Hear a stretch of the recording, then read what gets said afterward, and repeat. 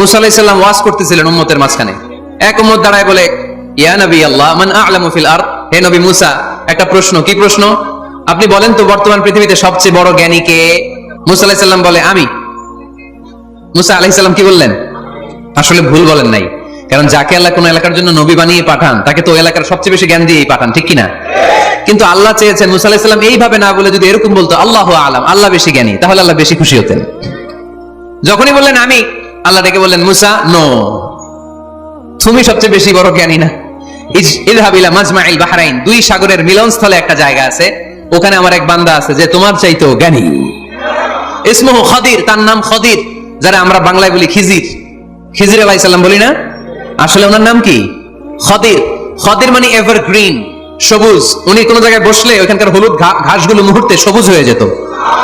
গাছপালা না জন্মালে ওদিক দিয়ে হাঁটলে সবুজ গাছপাতা জন্মাতে শুরু করতো।